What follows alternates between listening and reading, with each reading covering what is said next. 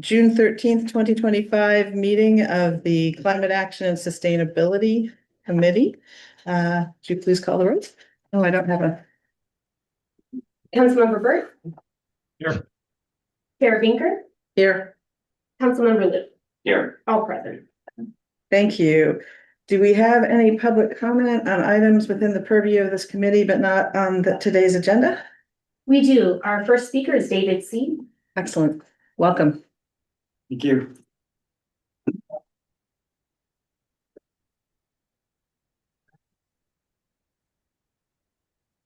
I was double booked Monday night, so I wasn't able to speak to council at that time, so I'll speak today.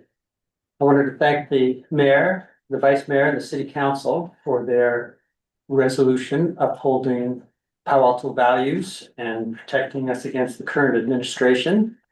We can see now that that is a very important item. And as far as this committee is concerned, the administration is probably the greatest single threat to making progress against climate change. So it is appropriate here. I hope you're all involved with No King's Day coming up tomorrow. And if I have my information correct, Vice Mayor Binker will be heading up the parade as we have a fun time walking from El Camino and Embarcadero down to Reconada Park for Democracy Fair, and there'll be a bunch of great speakers there. Joan Baez, Sam Ricardo, Lador Cadell, and others. And there'll be music and all sorts of fun stuff. So I'm hoping you can join us. And I'll end, unfortunately, with a couple of cliches. Democracy is not a spectator sport. It must be involved in protecting this, and especially now. And the other one is use it or lose it. And we're seeing that as being quite what's happening, especially this past week. So thank you so much, and hope to see you all on the parade and at the fair. Thanks. Thank you. Any other public comment? That concludes public comment. All right, thank you. And I will just say, I don't know if I'm heading the parade, but I do plan to be there. So thank you. All right, so let's move on to our standing verbal reports, starting with staff comments. And we do have some staff comments. I'm Brad Eggleston, Director of Public Works. So first of all, an announcement about the Youth Climate Advisory Board, or our YCAB. They celebrated their first school year of climate action and sustainability work this week on Monday. Many of their subcommittees will be continuing their projects over the summer, and they are planning to have a progress report of the work they've done to City Council in August. And then, with the planning for the new school year already underway, there's a new group of YCAB members that will be selected by the end of this month for the work for the coming school year.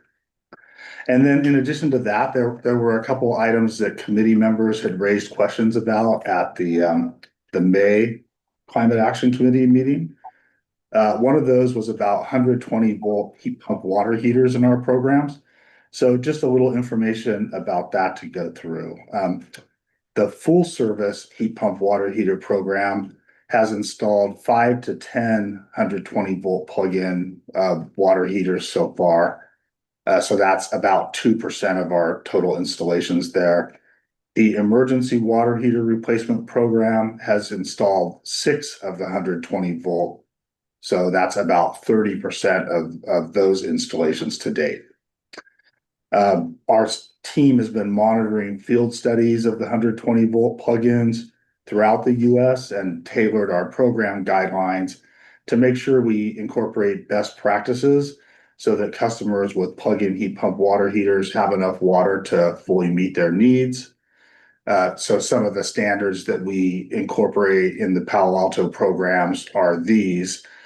The size of the water heater is upsized by 2 relative to gas water heaters to meet minimum plumbing code specifications.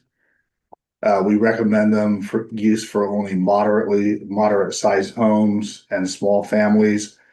They need to be placed in conditioned spaces, avoiding outdoor placement because they don't work as well in very low temperatures. And then, as we've discussed in other meetings, the tank temperatures should be set to 140 degrees Fahrenheit these units use mixing valves to allow them to run longer with a smaller amount of hot water. So that's the update on the 120-volt heat pump water heaters. But the low carbon concrete reach code requirements were also mentioned at our last meeting. So just a little about that. You can find those requirements in Palo Alto Municipal Code section 16.14.240. That's where they reside. And that policy sets standards for concrete to reduce greenhouse gas emissions while maintaining the required strength and durability of concrete. The requirements apply to all tier 1 and tier 2, both residential and non-residential projects. That really covers most remodels and new constructions. And there are 2 basic compliance options. So the first is called the cement limit pathway, and that sets limits on the cement content of the concrete for different required concrete strengths. And the other is called the embodied carbon limits pathway, and that one requires use of certified lower emission materials. And just to know, in following up with our building department, most of the projects that are impacted by the requirements since they became effective on January 1st, 2023, have used that first pathway, the cement limit pathway. So that's it for the staff updates. Thank you. And I see we have a question in the room and on the screen. Oh, no, I was just pointing out Pat's. Oh, question. We have a point out in the room of the question on the screen. Pat, please go ahead. Yeah, thanks. 2 things, Brad. First, on the 120 volt, do we have data that could be provided as a follow-up on what were the household sizes that use the 120 volts in Palo Alto, and whether we have any feedback on negative experience from it not being adequate? And I'm not assuming you have that in with you today, but just follow up. Correct. I don't have it today, but taking the note. Great. And on the low carbon concrete, are we doing any estimates of carbon reductions resulting from that program, even though those are scope 3 reductions? I'm not aware, but we could check. Krista, you shaking your head now too? Okay. Yeah, I just say, I don't think we have yet, but we can follow up on that yet. We understand. I mean, that's the purpose of the program. So it's one thing to just say we want some folks to do it, but how effective is it?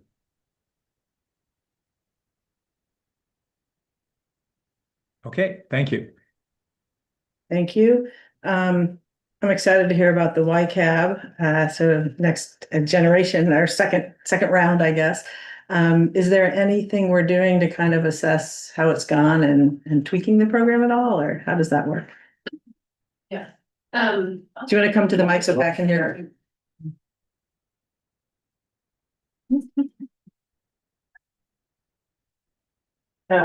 Yeah, so we had our end of year celebration and got feedback. We had a roundtable discussion on what they liked about the year, what they hope to improve.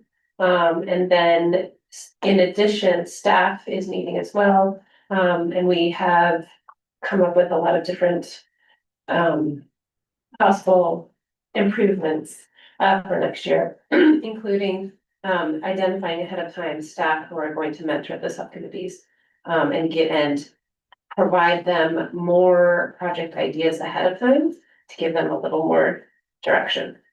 That's wonderful. Remind me how many are on the council? There are currently 11. We can only have a maximum of 15, and it always has to be an odd number. Got it. Okay. Thank you so much. And thanks for that work. All right, so we'll move to committee member comments and announcements. Just because we were just talking about that, I may actually take the privilege of going first here, because staying with the youth theme, I want to make sure that folks know. Oh, and I don't have the date in front of me. I will get it out to colleagues, but the Silicon Valley Youth Climate Action Group has a Youth Climate Summit coming up in August. And that is being co-sponsored this year by the League of California Cities Peninsula Division, and it will be in Campbell from 9:30 to 3 all day. They will have panels, but we're specifically inviting council members up and down the peninsula to come so that they can see what all youth are doing in this arena. In Palo Alto, we've been blessed with a very active youth climate group, first PASC and now YCAB, and actually both. But that's not necessarily the case up and down the peninsula. So we can learn from what other cities are doing. They can learn from us and hopefully inspire other council members to take advantage of that. Plus, there will be a lot of good panels throughout the day. So wanted to get folks awareness of that. Just quick announcements. Recycling and Waste Reduction Commission of the county. The next meeting is June 25th, is where we're having two this month because there's so much going on.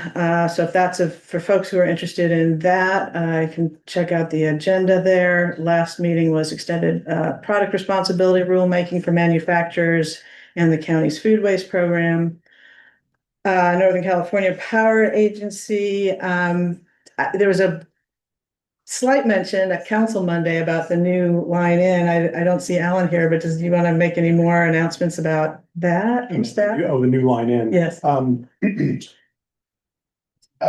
So I don't have enough details to give the best announcement on the second transmission line, but my understanding is that the California ISO has approved the second transmission line to be included in second transmission line coming in Palo Alto to be included in the transmission planning process. Yeah, that's great. Maybe next month we can get a little update on timing on that because it's an exciting development.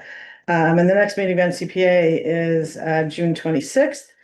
The commission finally for the air district, it passed its budget and new fee schedules. It's the next meeting's there. The policy grants and technology committee meeting is next week. And we are actually having a board meeting on July 2nd. And so for people who are interested, that's coming up. But what I really wanted to mention is that the stationary source committee, I do not sit on that this year, but that's where potential amendments to the appliance rules, the mandates regarding no-knox appliances are being discussed. So I know there's a lot of interest in this city and members of the public generally and our staff about those rules and their upcoming implementation. And so that a stationary source committee is where that is right now before it comes back to the board. That's my report. So, George, do you happen to have anything? Yeah. Oh, good. Yeah, George. I'll just make a brief comment, just as a heads up for the committee.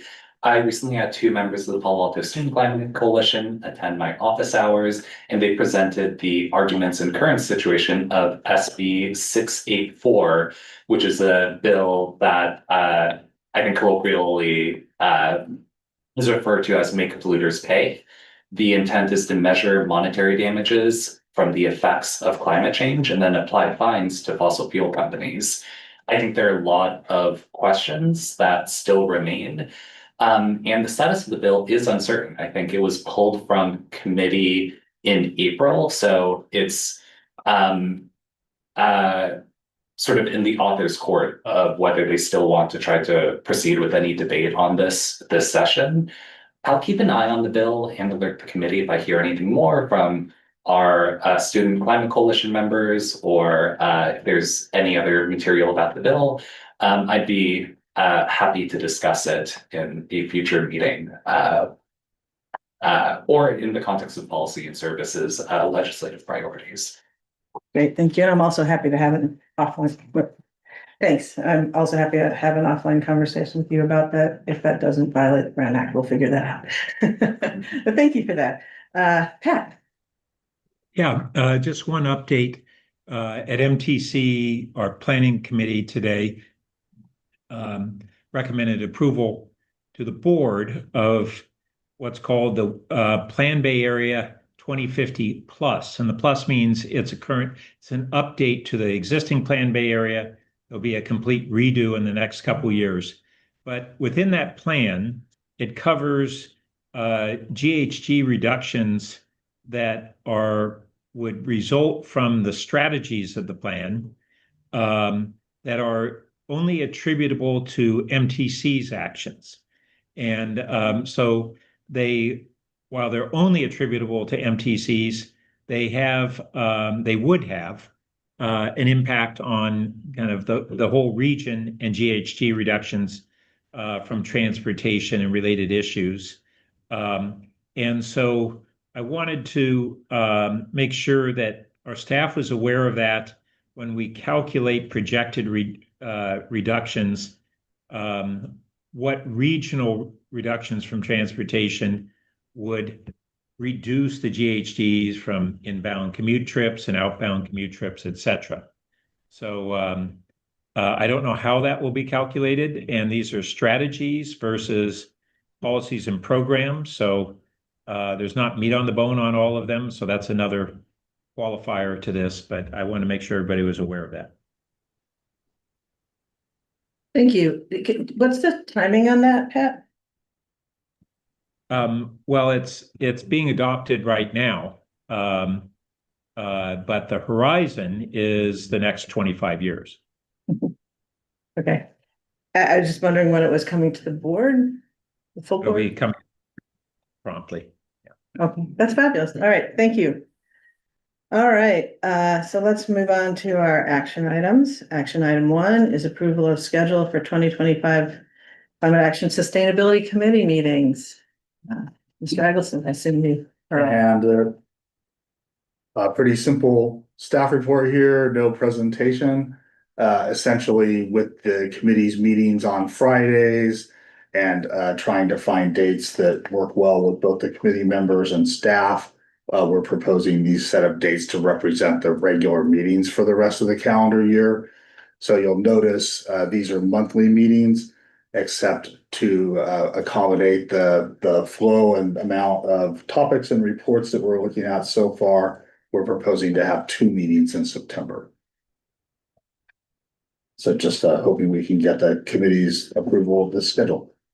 Okay, do either of my colleagues have any comments on this proposed schedule? I'll note that I do have a few likely conflicts where I will at least need to attend remotely on August 22nd, October 3rd, and also September 19th. So I should be able to attend remotely, but I think there's a little bit of riskiness associated with those dates for me. All right, what I might suggest is that, well, let me ask you, do you think the August 22nd you can attend remotely? Do you have a better sense since it's closer in time?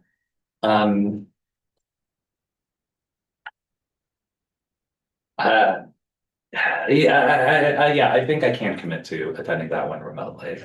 Okay, because what I might suggest is that we go ahead with the schedule now, but because the September 19th and October 3rd dates are back to back, and I would hate to have you miss both of those, which it sounds like there's a risk of that. Perhaps we can see if one of those can be adjusted. I know we don't have a lot of options, which has been our struggle, but I'd like to try to accommodate that, because that's like half of them that I know. have an issue for you, and I don't want you to be in that position, so. Yeah, it's bad luck with wedding timings, Oh, including my own actually, Oh. for October 3rd, so. okay, well, we're not gonna ask you to move that. Yeah, well, I'm not getting married on October 3rd, I'm getting married on Right. October 4th, but it might be close enough that it's risky. I don't think you Rehearsal wanna- dinner. Yeah. Yeah, I don't think you wanna be talking to us on October 3rd, yeah. But, okay, so why don't we, I'll tell you what, I'm gonna suggest that we go ahead with this today, and maybe we take another look at the October date, how's that? Yeah. And to be clear, like all the council committees, we have a regular schedule and we frequently, as needed, make changes and schedule special meetings and cancel regular meetings. So we're certainly open to be flexible. Okay, excellent. Okay, anything else on this one? All right, you need a formal vote, right? Yes, we do. Okay, all right. Well, I'll just move that we accept the staff recommendation on the schedule. Need a second? Second. All right, seconds. I'll note for the record that we have no request to speak. Thank you. And for the vote, Councilmember Liu, Yes. Chair Binker, Yes. Councilmember Byrd, Yes. motion carries. All right, thank you. All right, action item 2, we're gonna talk about the gas utility transition study scoping. So I'll turn to staff to start with the report. And Assistant Director Jonathan Abenshine has a report and presentation for us. All right. So good afternoon, committee members. Jonathan Abendschein, Assistant Director for Climate Action. Here to talk to you on this item about about a study we're doing on the financial and physical impacts of high penetration electrification on the gas system. And all we're talking to you about today is the scoping. We want to make sure, and we're going to talk to the Utilities Commission about this as well. We want to make sure that this scope is going to get you the answers and results and information that you'll need to be able to make policy decisions going forward. We think it will. This has been a utilities-led item. We have. I'm so sorry to interrupt. Would you mind turning on your microphone? Oh, no. Thank you. Okay. This is a utilities-led item. We have Matt Zuka from the Water Gas Wastewater Engineering and Operations Department.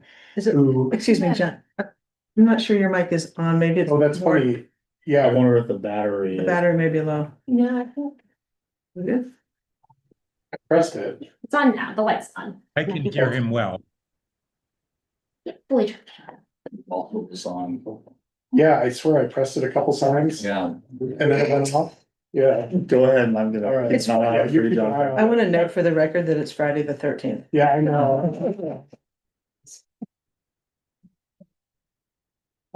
Yeah, so, yeah, Matt Zuka from our, Water Gas Wastewater Engineering Operations team should be, able to speak to this, and we're working with several members from his team on this effort. Next slide, please. Okay, so, there's several reasons why we need to study this gas transition. And I know so many people who are watching this are more than aware of this, but essentially we have our local, state and regional policies that are driving electrification. And if they are successful, then gas use is going to decline really significantly. And that will have financial, physical, and safety impacts that I'm going to talk about. And making sure that we know how to mitigate those as we electrify is going to be really important to a smooth and equitable transition. You know, safe from a physical standpoint, equitable from a financial standpoint. And that's why this is a council priority this year. Next slide, please. The study aims to assess both the physical and the financial impacts of the transition. We want to make sure we're estimating the cost of system abandonment, identifying strategies to lower those abandonment costs and mitigate the impacts of declining sales on rates and operations.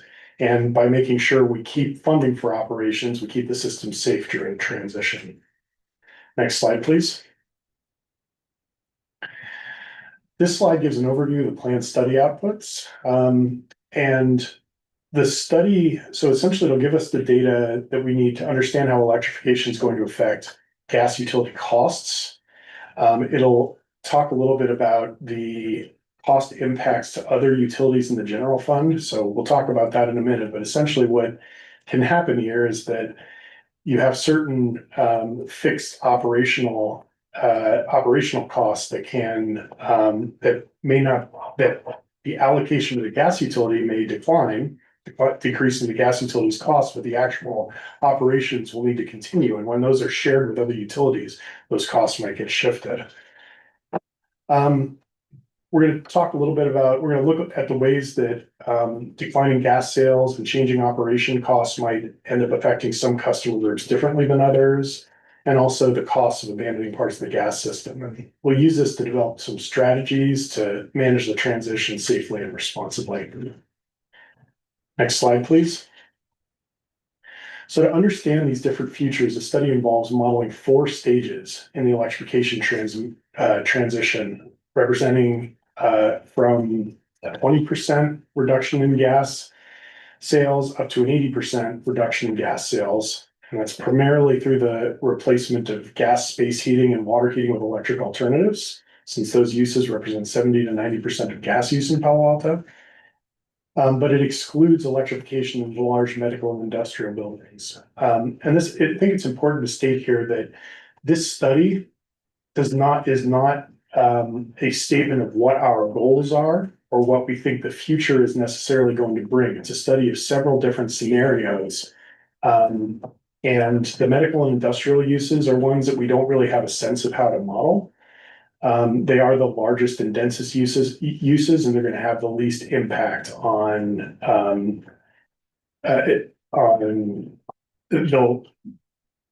there isn't that much of a gas system that you have to hold together to be able to serve these uses. So we think we'll get good results even if we omit these uses. So what we're going to do then, once we've modeled these different scenarios, is look at a likelihood for disconnection for any utility customer who has electrified their space and water heating. So this is meant to represent the likelihood that any individual person will take a look at their overall usage and say, I'm barely using any gas, let's get rid of this gas service. And a lot of times the key part of that decision ends up being around induction cooking. And so we're going to look at that, look at what happens and how much disconnection can occur, or how much, gas main abandonment can occur under a range of different likelihoods. Now, we don't know for sure how the city could influence those likelihoods, but this will give us some idea of how valuable it is from a financial and operational standpoint to be able to impact those likelihoods. Next slide, please. Now, as usage drops, different parts of the system are going to no longer be needed. And the study is going to analyze where we can safely retire entire blocks of infrastructure and where gas lines have to be preserved for key customers like industrial users, and also just to maintain flows on the system. There may be places where even if you remove all the gas from lines, especially when they're larger lines, sort of backbone lines, you still can't retire them because they need to serve other parts of the system. In some cases, in some cases, there may be actual investments you could make in the gas system to facilitate greater retirement in other parts of the system. If you just add one segment here, you might be able to retire the whole areas, and this study's gonna try to get at that. Next slide, please. So the next thing is cost efficiency. There's a lot of discussion about retiring entire blocks of the gas system piece by piece. And the instinct there, as you can see in the diagram up there, if you can remove an entire block all at once, you can get the gas out of the lines and cut them with digging only twice. If you do it service by service, that greatly increases the amount of digging you have to do. I should have started by saying, the standard practice is with a gas system is if you are no longer serving gas through a line, for safety reasons, you want to dig down and abandon that. We have a lot of dig-ins with gas services. They tend to be closer to the surface, and you have landscapers or others who are working in yards who will dig into these gas lines. And if you just remove the meter and make it look visually like there's no gas service, you really raise the risk of that. If you keep gas in those lines, then that can be a real safety risk. So leaving them out there isn't really an option. So the study's going to look at what happens, look at the bookends, what happens, what are the abandonment costs if you're able to electrify block by block? What is it if you have to go service by service? And the reality is you may be somewhere in the middle. You may over a few years have, 3, 4, 5 homes that electrify, and you really have to cut them off service by service, but maybe those last 2 or 3 you're able to coordinate because, maybe they're all very close and there's an incentive that you can give them based on the savings. So we're gonna look at all those approaches. Next slide, please. And then these are some of the ways in which utility operational costs can change with electrification. So as gas usage drops, we have to buy less gas. So obviously those costs of importing gas decline, but the fixed costs of maintaining the system end up being spread between fewer customers. Some of these operational costs as gas sales decline can decline through sort of 3 phenomena. You might have reduced workload, or you might have shifts in cost allocations among utilities, and then also you might have abandonment of gas lines, which might reduce the cost to certain customer classes. And it's unlikely that everything is going to sync up precisely. So, for example, you might have a decline in workload in the amount of line the field crews have to go out and inspect, or the number of leaks that they have to repair. And it might not be enough to the point where you can let staff attrition remove an entire crew. And so in a situation like that, it might increase the per unit gas cost for maintaining the distribution system among the remaining customers. The other phenomenon, customer service is a good example. You may have fewer and fewer gas customers in the city, but the same number of people who might call the call center. And so you may not have declining customer service costs, but there may be fewer calls related to gas. And so you may have fewer costs of that service allocated to the gas utility, and therefore costs get shifted to the water, wastewater, and electric utilities, and costs to those utilities may increase. And then, of course, there are other ancillary impacts like reductions in the general fund transfer or the utility users tax, which are all based on percentage of sales revenue. Sorry. If you have the cost spread over fewer customers, there could be an increase in city gas utility bills, both for this and any other individual customer as well. And then lastly, there will be some impacts on our cap and trade costs and revenues that we also want to get a handle on. Next slide, please. So it's a pretty wide-ranging study, but we think we have a good team pulled together, ranging from both from financial to data science to physical consultants and staff members throughout the utility, and the climate team. And we are aiming to try and move pretty quickly with this through summer of this year. We would like to have preliminary results by fall and bring study results back to the UAC and this committee, and use that to inform the 2026 through 2027 SCAP strategies. And once we give ourselves a little bit of a longer time to do this, but once we get the results really nailed down, we'd like to have some form of a final report that we can publish for use by other folks outside Palo Alto. That's what I have. Wow, that's exciting. I had no idea it could be so quickly done, hopefully. Yeah, no, that's terrific, because it does kind of provide a foundation or base for moving forward. I just want to note that while this is agendized as an action item, staff doesn't request any particular action on this, but wants feedback on the scope of the study as was just outlined. So I think that's what you're looking for. All right, just wanted to clarify that. And who'd like to start? There's so many questions, so that's partly why I wanted to put that scope of the scope.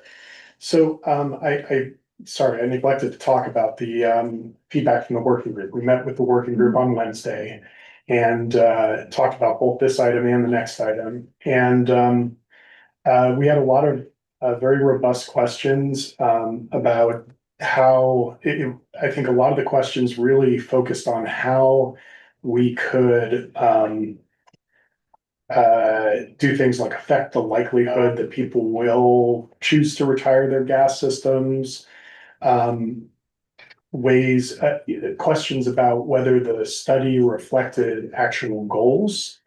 But I think we were able to put those to rest, and I think it gave us some information about how we can about how to talk about this today. And I think we got some helpful and interesting ideas on ways that we can create programs and sort of act to facilitate this transition once we have some idea about what the value would be of those programs. Great, thank you. Who'd like to start with some questions? Yeah, I Go can ahead, start. George.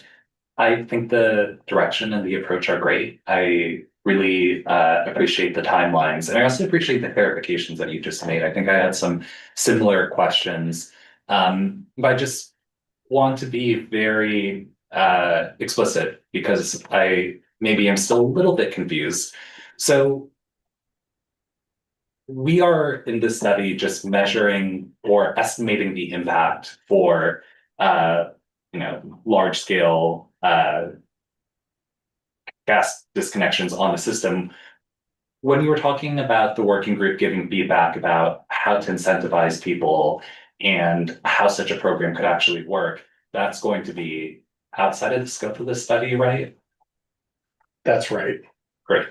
And I will say that in the FY26 budget, there is so some of learning about those programs will I think necessarily involve pilots, and there's some money in the FY26 budget for that.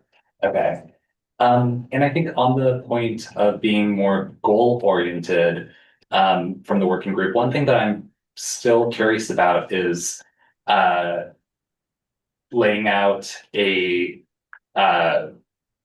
back the envelope number for how these different scenarios will correlate to greenhouse gas emissions. I think it's hard to understand what percent reduction or like what percent of homes disconnecting corresponds to what percent reduction in climate emissions. I mean, I think that is something we can back into without too much complexity, but I think it would be useful framing. And it would be useful to look at maybe as an extension, how that number is currently tracking if people sort of incrementally electrify appliance by appliance as they are right now, what the current trajectory is and how much faster we can make it with a potential pilot. So I think the framing of looking at these four scenarios makes sense. I was wondering whether this is repeatable and flexible and kind of a model that we'll own going forward. I understand that we're going to use some consultant resources here. I just would be curious about future scenarios where, say, residential is at 80%, but commercial is at 20%, and the cumulative reduction gas sales is Y%. Will we be able to do that analysis flexibly on our own following this? Yes, that's the intent. We're going to have a gas financial model that can be used to look at the current state of the system and the same with any simulations that we do. Okay, great. I think that repeatability will be useful for probably years to come. And I think I know the answer to this, but just to confirm, would there be any sort of practical difference when evaluating a multi-family block disconnection versus a single family block disconnection? Yes, our goal is to really go down to the actual physical level, Right. And look at the actual usage of each individual parcel. And that means looking at the entire multifamily building and, you know, how that entire building disconnects as Right. opposed to trying to model it each meter as a single family. home. Oh, yes, for sure. And because we aren't worried about the incentives or how we're going to get people to transition at this point, it's basically equivalent, whether it's a block of multifamily homes or single family homes in terms of just the, you know, projecting costs out. Yeah, I mean, they'll have different dynamics. Right. Definitely, because you have a lot more work that has to be done before you remove one single gas connection to a multifamily building. Mhm. So the dynamics will be different. Okay. Okay, that is useful. So I can't just think of a multi-family building as just a single family building that consumes a ton of gas. It's No, because just you- structurally Yeah, you have, different. yeah, you have central house account use that could be, a lot of times it's a central water heating, it could be things like pools or central laundry. And then you have individual unit by unit by unit by unit electrification that needs to happen. So if you imagine a multifamily condo building, for example, some condo owners might want to electrify, some Right. might not. Right, So right. as you simulate sort of semi-random electrification moving forward, it might be a while before that whole entire multifamily building is ready to have its gas connection Right. removed, whereas one single family home, you know, just through Right. the action of one homeowner could come off the block immediately. Right, right. Right, I guess there are a couple of levels of abstraction, um, where how we can consider multifamily versus single family, but I'm just, maybe going back to the original question, would that be a factor in the analysis? And how would that be a factor?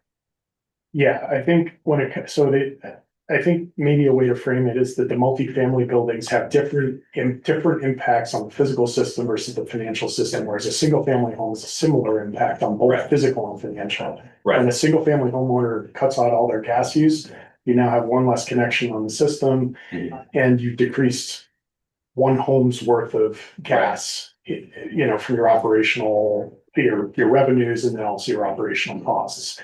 And then the multifamily, on the other hand, you could have every time a unit electrifies or when the central heating electrifies, you have a large impact on the financial, but less of an impact on the physical, because all the same physical infrastructure is still needed. And so it's included in the study, it's modeled. I may not be capturing your question, but it is a factor in the study. Okay. I just wasn't sure how distinctive that would be, because I think the multifamily situation is very analogous to, like a multifamily building with 30 units is kind of analogous to a block with 30 single family homes that would need, you know, each individual home to take action, then you trim it. Yeah, And it's I like see where a you're big, saying. It is. and it's not like fundamentally different in some other constraint beyond that. Yeah, that single service feeding that entire multifamily building is analogous to the whole Yeah. main on the block serving several single family homes. You're Yeah, right. That is a good analogy. Okay, and I guess just a comment, I know some other cities have already piloted this. Oakland, I think Zurich, Albany is planning a pilot right now. I would love any real world data that might be currently out there or any literature, because those pilots are, of course, being extensively studied, and an update on those would be useful alongside these models. Yeah, thanks for the information on the Zurich. And actually I wasn't aware of the Albany. I think there have been some other East Bay pilots that they're heading towards. The two that I'm aware of that have actually been implemented, there was a PG&E study. They have a much more branched. We have a grid system, just because of the service territory we have, but they have longer gas lines with branches that, you know, you kind of want to cut off at the ends. And they did a pilot a while back where they tried to get entire blocks to cut off, and it ended up costing them about $50,000 per customer to get people to all simultaneously electrify at the same time. They were able to achieve a much lower cost at CSU Monterey. But that was working with CSU Monterey when they were redeveloping an entire, you know, residential block. And so and they had to upgrade all the gas out there anyway, and so they experimented with electrification, and that was a lot more successful, but neither of them were directly, I mean, I think the first one was more directly relevant to what we're gonna encounter. So I will check into the Albany and Zurich ones and see whether they had insights that we can. I think the Albany one is in planning. I don't actually know when it will launch, Okay. but yeah. Yeah, that may be the Yeah, one there I'm are thinking of. helpful East Bay. examples, yeah. Yeah. Yep. Pat? Yeah, thanks. So just following up on George's question on really what other cities or utilities have gone forward with similar programs to the extent that they have any meaningful data for us or models for us. And I think, and we talked about this at the advisory group meeting, and I think the answer is there isn't much yet because we're pretty close to leading edge on this. And so I think that implies two things. One, we do want to be engaged with any of those other entities that are on a similar path. So even if they're not ahead of us, we're real-time exchanging information. And that leads to that we and they are creating great value for the next municipalities and utilities that will be going down this path in the coming years. And on that theme, we have a lot of things that we say, gee, would Stanford be interested in collaborating on? I think that this actually may be one that there would be a strong interest. And we can offline talk about who we might engage with there to partner. But I think there'd be a high value for their research to be able to collaborate with us on this real world experiment.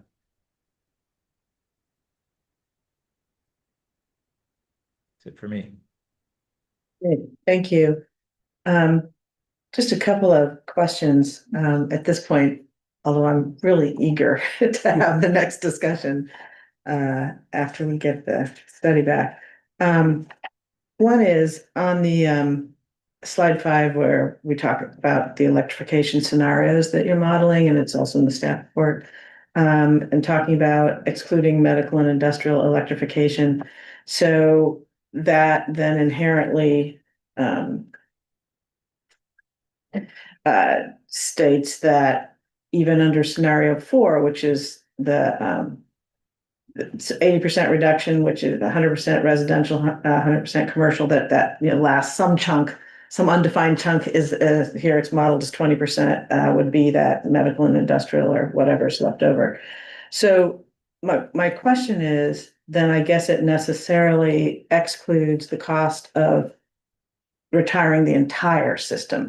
And so are there significant additional costs that whenever we would get to the very, very end of the road that are significantly different or higher? Do we know? I mean, that is really hard to know. I think we really want to see what the 80% reduction scenario looks like physically, and we're still modeling that. And I think that when we look at the operational costs of that 80% scenario, you'll have an idea of both what the community savings are, and then we should be able to calculate the entire physical abandonment costs as well if we're able to achieve entire gas system retirement. But I think I'm hearing within that there would be some other additional costs. It's not just less people to actually shut down the whole thing. There's going to I'm be unsure some. about that. Okay. I'm unsure about that. Yeah, we'll have to see what the models and the simulations say. Okay. Yeah, I was just curious because if we're getting, to these big significant reductions and yet there's some other surprise at the very end of the trail, it would be worth knowing that as early as we could. Absolutely. That's what we hope to identify. Okay, that's great. And then I just want to probe a little more. This will come out again. We'll have other chances to discuss it, but This also kind of follows up on what George was talking about within the multifamily context, because, I was thinking about the same issues within the block context, and that is that I love the concept of retiring block by block because of, what you said about safety and efficiency and digging twice, not many, many times.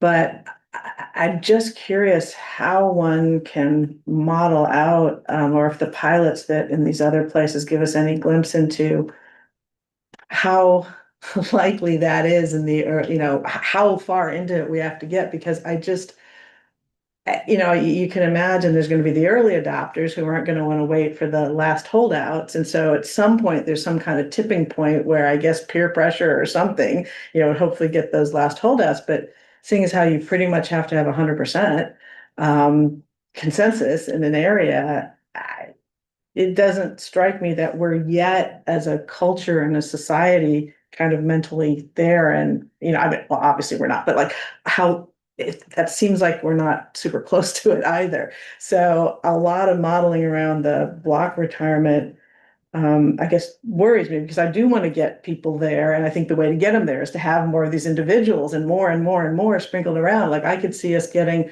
to 50% or higher without, with only a couple of blocks where you get a whole consensus. So I don't know if you have any thoughts on that and if that's going to be modeled in here. I think we share your instincts that one possibility we could see is that everything goes very slow and then very fast. That it takes a while before you have, it's onesie twosie, and then all of a sudden you start getting groups of blocks that are actually able to retire. I do think you're gonna have the holdout phenomenon as well. We have it when we're undergrounding electric utility districts with people who, don't want to pay to, or even, take out the loans or just do the work to underground their utility service. And that can hold up an entire section of the upgrade. That doesn't happen on every block though. So we will have people that remove, and I think I'm really interested to see what the simulation says, but I think we share your instincts that that's one potential outcome. And the working group really wrestled with this as well. They were trying to think about the different ways that you could get those last folks over the threshold, to actually retire. And I think that's going to be the set of follow-on policy discussions that are going to happen over the next, the 6 months to a year after this study's done as well, in the 2026 to 2027. Yeah, that sounds exactly right to me, that we're gonna have to kind of build the policy ship as we see maybe how the seas are, and at some point do we do something, do people have to wait? Do we do some hybrids? Do we start with some individuals on a block, and then at what point do we wait for the whole block? Those are things, I guess, that will depend in part on the adoption rates and things. So that'll be a fascinating conversation. Okay, thank you. One more check. I think that's all I have at this point. Anything further, George? I just had one more question to follow up on that. In these 20, 40, 60, 80% scenarios that we're modeling, are we going to model both a orderly scenario where most of that 20% happens at a block by block level, and also a disorderly 20% where it's like every block has one home that electrifies, or every block has most of the homes that electrify, but there's always one holdout on every block? I think that's useful to look at because it could highlight the cost of not moving more aggressively, which may well be higher than the cost of actually moving aggressively to trim these gas lines. So you're talking about really the bookend scenarios. I think Yeah. what's the maximum disorderly and maximum orderly electrification scenario. And we did an analysis like that back in 2021 for Utilities Advisory Commission. I think it's referenced in the staff report in one of the footnotes. And it is a pretty wide range. That was a very preliminary analysis, but it showed rates that either under the best case scenario matched the gas forecast at the time, and the maximum disorderly was 50% higher. So than the gas forecast. So it's a pretty broad range. I think we're looking at it in this analysis as more of a sort of Monte Carlo statistical, sort of random simulation approach. So what we're gonna do is, we're gonna look at, ideally, we'll slip in a little bit of higher and lower likelihood that a home might take an electrification action. Right. Like if they have an EV, or, renters are probably less likely because they don't have, they need to get the landlord to do it. If someone has already done some electrification, they might be higher probability to do more. And then once, and we'll see how those, the gas, the water heating and the space heating gets distributed, under that first random cut. And then we'll look at, we'll assign a likelihood to, we'll assign a likelihood that a home with, or utility customer more broadly, who has no water, no gas, water, or space heating, goes the rest of the way to electrify the rest of their equipment and remove the gas service. And we'll look at it under low likelihoods, medium likelihoods, high likelihoods, and see what we get over 100 simulations, or whatever the right number is, and what the average number of mains with no usage that we can disconnect ends up being. And so that'll give us some that'll give us some information on what the effect of being able to influence the likelihood of disconnection is. But I don't think we're necessarily going to look at the bookend scenarios, but we could.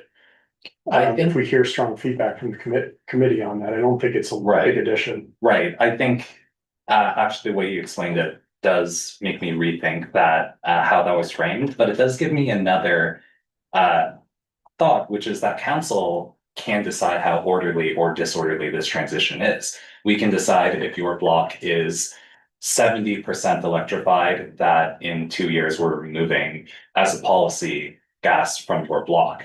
Or we could say that threshold is 99%, or we could say that threshold is 50%. And that would have obviously really big impacts and trade-offs to people, and need much more careful analysis. But I think as a policy, it would be useful to think about, okay, in your Monte Carlo simulation, if you get to 80% electrification on a block, what if we just disconnect the entire block at that point 1 year later in your simulation? Yeah. And maybe we could also see what that number looks like at 90% or 70%, so we can get a sense of how aggressive we need to be, and potentially in a real sense, how harsh we might be to our residents who do not want to electrify.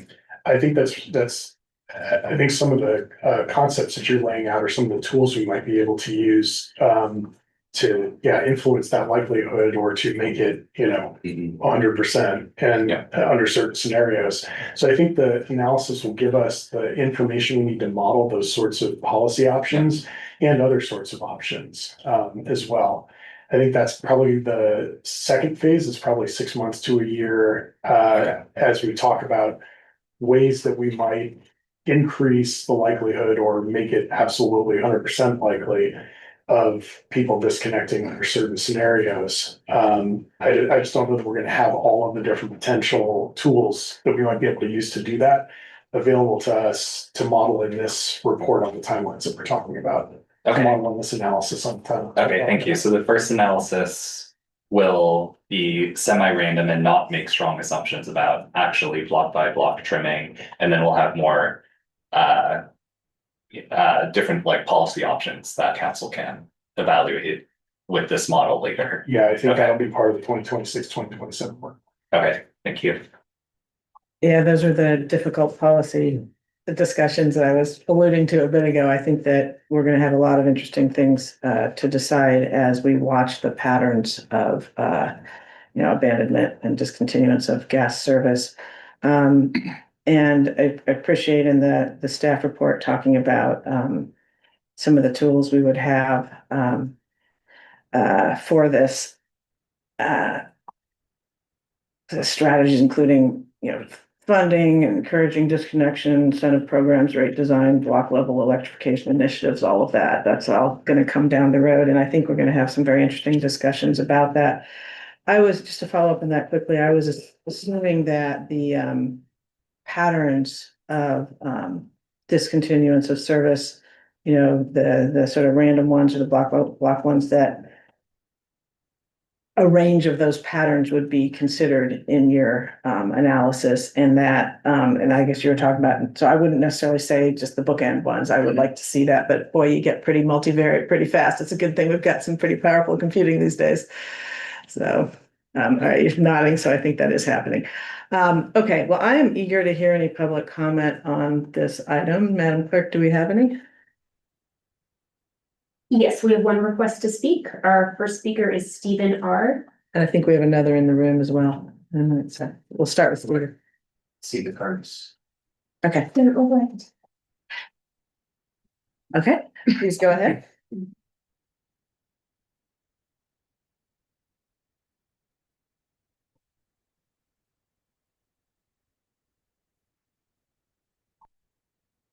Oh, we lost him for the moment.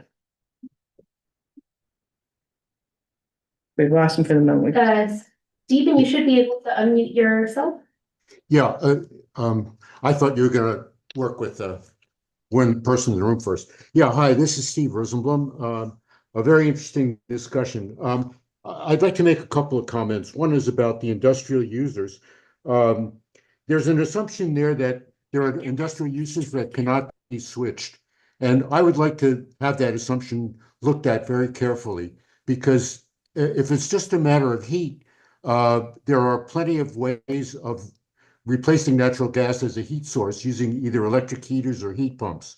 Climate Action California has been working with a coalition, which is called the California Clean Manufacturing Coalition, which has been working on just this issue. So I think the utility needs to look very carefully at that first before assuming that that's going to be the case.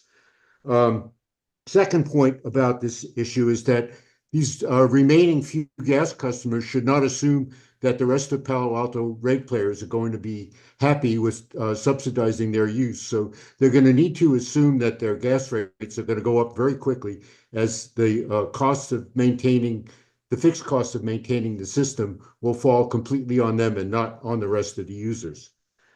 So I think there will be a cost penalty for them, and there should be a cost penalty.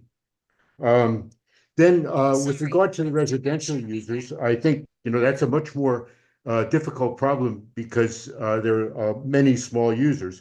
But you will get a lot of help from the Bay Area Air District's rules 9.4 and 9.6, which prevent the sales of gas, hot water, and space heating appliances on a timetable going out to 2030. So people will not be able to buy those anymore going forward. So that will automatically require people to switch over. So at least on that front, they will be eliminated. The last point I'd like to make on this is that there's a very interesting company called Harvest Thermal, which has a system which provides space heating, air conditioning, hot water, and energy storage in a single system. So people can essentially replace their entire space heating and hot water heating system with one system. And that might be a way to actually get people to switch over quickly. That's something I think the utility staff should look into to see if that makes sense as an adjunct to the hot water heater replacement program. Thank you. Thank you.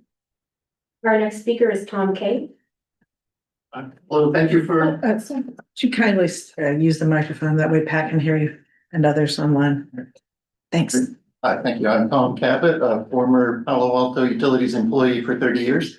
I'm really glad to see this issue coming up. It's kind of been a long time coming to take a good look at how do you go about the winding down, the orderly wind down of an enterprise like the Palo Alto Gas Utility that's served for more than 110 years. And so it's definitely produced a lot of good. That fuel transition from dirty wood and coal and oil and town gas to the natural gas was a big deal. But we've learned a lot more and we've kind of outgrown the methane gas system, so it makes sense to look at winding it down. I was wondering if it's part of this study or if it ought to probably be done sooner, and that is to take a look at those costs that Jonathan outlined early in his presentation about the large decommissioning costs of the gas utility and turning those into a volumetric rate adder to apply right now so that today's customers can start paying for this unwind and get the signal that they ought to be the ones starting the transition and moving on.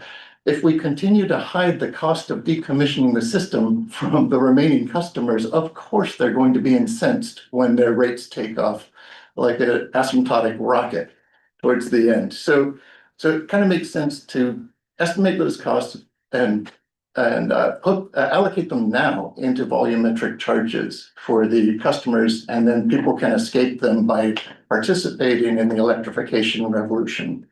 Another idea that occurred to me when listening to the block by block issue is if your rate making is able to take the fixed costs in a district or a block and determine that block or district's fixed cost amount and divide it by that block's sales, then those recalcitrant remaining customers in that block will be getting the signal. In fact, you can give them the signal ahead of time, which is we noticed half the customers want to electrify off of the gas for our block. You will be shouldering, you remaining half will be shouldering the whole distribution infrastructure cost for your block. Your rate will be like this. Do you want to reconsider and join? And half of those do. Then now the remaining quarter, do you want to reconsider and join? And so they have a chance, and it's not forcing anyone off. It's just offering them the chance to pay their bit to support the distribution equipment that it took to serve them if they chose to stay. So it's definitely a freedom of choice issue, and we want to give them that freedom of choice. They should be able to pollute if they want to. I don't want to say thank you on that last one, but thank you for your comments. So, any further public comment? No, that concludes public comment. Thank you, thank you. I actually would like to turn to staff to address the early point. That's sort of why I was asking about the retirement at the end, and I know we don't yet know exactly what that would be, but do you have any thoughts on Mr. Cabot's comments on that?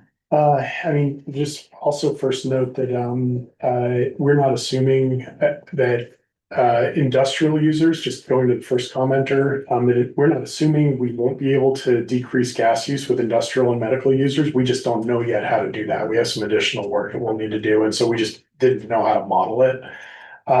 So we do expect we'll be able to do that. And then as far as tools to allocate costs to remaining customers, that's something that we are, and I'll hope that the attorneys pop up if I say anything I shouldn't, but that's something that we're required to continue to do through Prop 26, is make sure that the costs of running the system are allocated to the people who use the system. The choice of whether to subsidize that and how to find revenue sources to allow those subsidies to continue is a policy choice. And of course, any revenue sources to find have to be consistent with any state constitutional or regulatory law. So everything that commenters were talking about is in the realm of possibility, and they're just policy choices and approaches that we have to investigate after we finish this study through the 2026 through 2027 work plan. Thank you. What's interesting is because of the cost of service considerations and the legalities, that people are sort of self-penalizing if they're holdouts, unless we were to step in and help, is I think what I'm hearing you say. So there would have to be some policy reason to do that. And I think that would be an interesting discussion to come. All right, anything else from my colleagues on this item? No. All right, well, seeing none, thank you very much for this. I'm excited for when you return on this topic. Okay, let's move to our last action item. Item 3, Recommendation to council to accept the e-mobility strategic roadmap. And here on this one, Brad Eggleston again, this is one originally called the electric vehicle strategic plan that we've been talking about for probably the last year and a half. And so we're very excited to be bringing this to the committee under our new name that encompasses all of e-mobility, and hopefully for your recommendation to city council to accept this plan, which is one of the priority objectives this year. Jonathan? All right. Excited to talk to you about the e-mobility strategic roadmap. So this concept definitely has evolved since we were directed to tackle it back in when we adopted 2023 through 2025 SCAP work plan. And back then we were talking about this as the EV charger, or sorry, the EV strategic plan. And I think we recognized two things as we were going through this, is that first off, EVs, it doesn't necessarily mean just electric cars. It can also be e-scooters, e-bikes, everything up to e-trucks, and even the topic of e-aviation starts to come up when you talk about this. And so we wanted to expand it to the e-mobility. So that was the first change that we made. And then we also have a plethora of plans right now, a plethora of strategic plans, and e-mobility is something that covers that dips its fingers into a whole range of different areas that are covered by other work planning efforts in the city, particularly those in the Office of Transportation and Utilities. And so we wanted to call this more of a roadmap that is intended to not, it's intended to be a document that's not its own work plan with its own work items, but is really just meant to be guidelines on how other work plans are implemented to incorporate e-mobility. We got a lot of feedback from the committee and the working group on e-mobility in the last year or two. We also had a study done by our consultant E3, the EV charger needs assessment, that looked at how many chargers might be needed for different levels of electric vehicle adoption. And we think this e-mobility strategic roadmap is in line with those comments. Next slide, please. So we got some feedback over 2024 from the working group on e-mobility broadly. Some of the feedback was to make sure to keep in mind the tension between, you know, our VMT goals and GHG reduction. That, you know, we want to continue to push VMT reduction over varying terms. There are large scale investments, for example, that may take some time to materialize, but may have really significant impacts on VMT reduction, and we wouldn't want to neglect those simply because we are trying to seek GHG reductions on a really rapid timeline. There was a reminder that we want to make sure to frame transportation goals in terms of seeking as much VMT reduction, vehicle miles traveled reduction as possible, and electrification of what remains, so that we're really pushing people to get out of their cars. There were a lot of good discussions about how you use e-mobility for things like last mile solutions, how to deal with EV charger maintenance and barriers to e-bike adoption, bike safety, and all the co-benefits of VMT reduction that go well beyond GHG reduction. So this is all feedback that happened over 2024. We also met with the working group on Wednesday, and there were some additional comments. More specifically, we had comments that even though we are looking at these long-term VMT, these investments in bike infrastructure and safety, these long-term investments that'll pay off over time, there are behavioral efforts that can be put in place right now, related to the TMA, for example, that there was some feeling that the entire e-mobility strategic roadmap didn't capture those well enough. And we had some suggestions. We had some suggested language to amend the strategies and actions to better reflect I don't think there was a lack of intention there, but maybe it's not reflected well in the wording. So we have some red line in the backup slides that if the committee's interested, that we could share.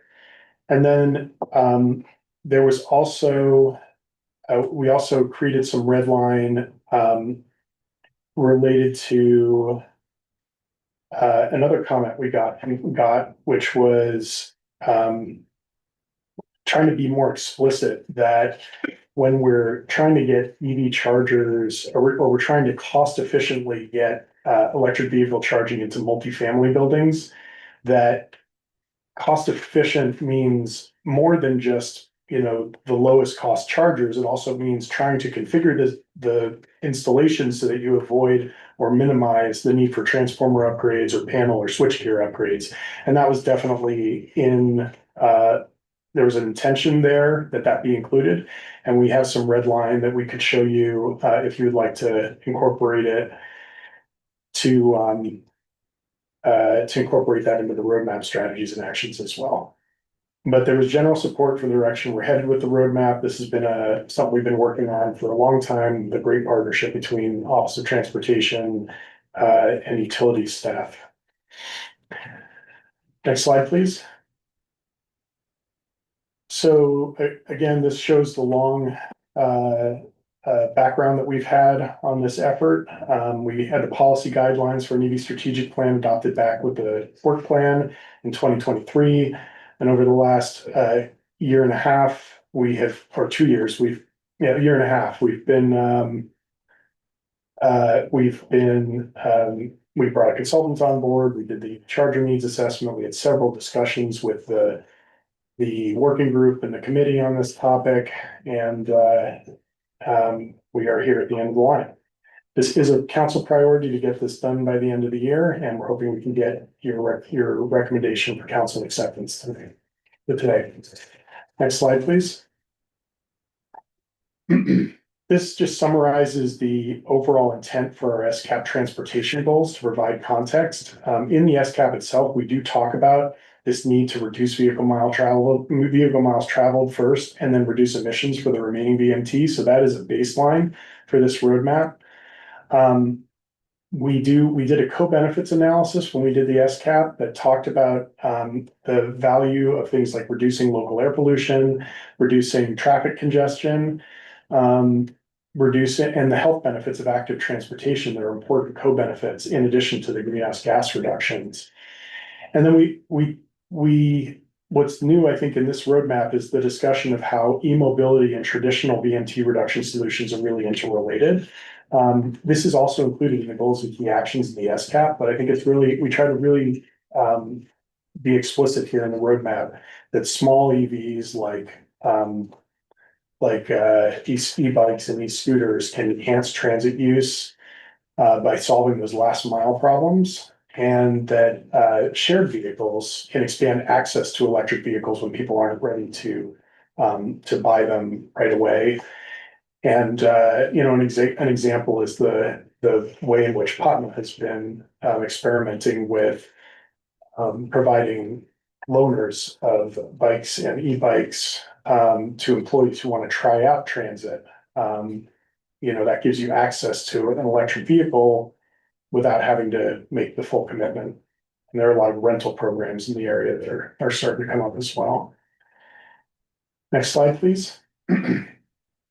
So I think an important question is, how does the e-mobility strategic roadmap fit in with all these other plans and efforts? And there's a lot more detail in the roadmap itself and in the staff report about this, but at a high level, bicycle, transit, and other VMT reduction projects and plans like the bicycle and pedestrian transportation plan, shared micromobility feasibility study, and other plans being worked on by the Office of Transportation, they address these, the need for bicycle infrastructure, how to enhance transit and bicycle adoption. On the other side, electric grid planning is handled through the reliability and resiliency strategic plan, and the grid modernization plan. There's hydrogen transportation. The city has a little bit less of a role on this, but we do try to track progress in this area. And the e-mobility strategic plan is meant to complement these by focusing on how to promote e-mobility specifically in Palo Alto for emissions reduction. You know, if you're promoting bicycles, how do you also work in promotion e-bikes in a way that's safe and manageable? How do you have adequate infrastructure for all kinds of different e-mobility vehicles? So a lot of that is EV charging, electric car charging, but also, you know, when you're looking at bicycle infrastructure, are there places where when people are storing their bicycles, that these, you know, higher value pieces of equipment can be stored securely? Do people have ways that they can charge their e-bikes? Most e-bikes have detachable batteries, but not all. Those batteries, you know, are a potential fire risk. I think fire departments are getting more and more anxious about having more and bigger lithium ion batteries inside buildings. So are there safe and secure ways to charge those batteries in a multifamily or a non-residential context? So these are all questions that can come up through that the e-mobility strategic roadmap makes sure are being asked.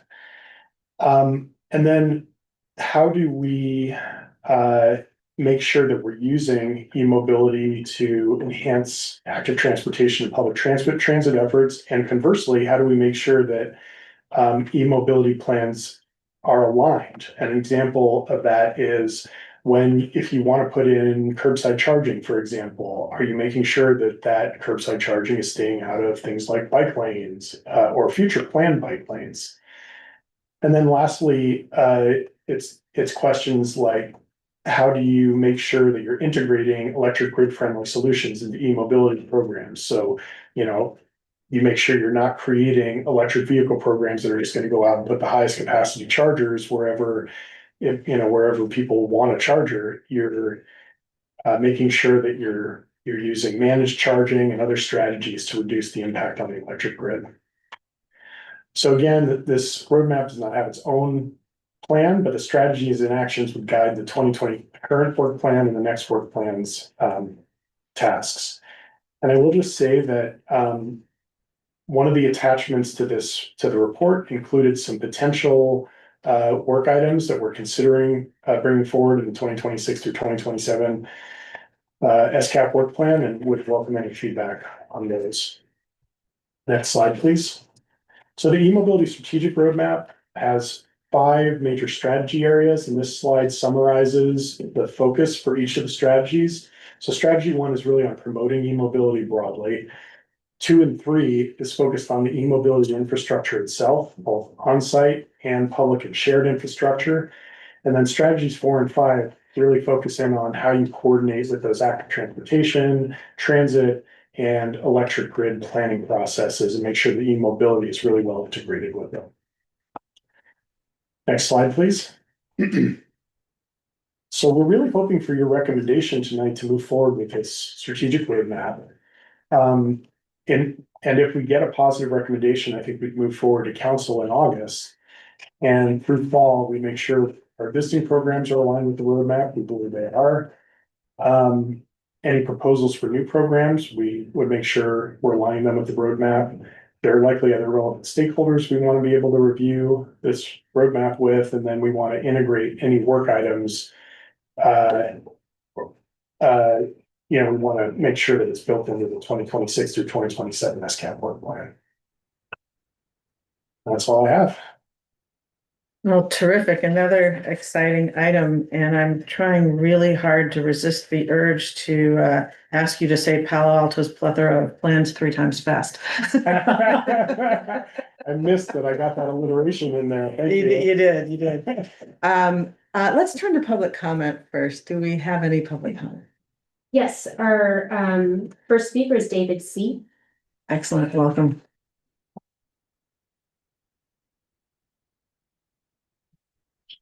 Thank you so much for that report, and I was very glad to see quite an emphasis on the reduction of BMT, because that's very important. If we turn everything to electric right now, we're still sitting in traffic and can't park and have a lot of other problems.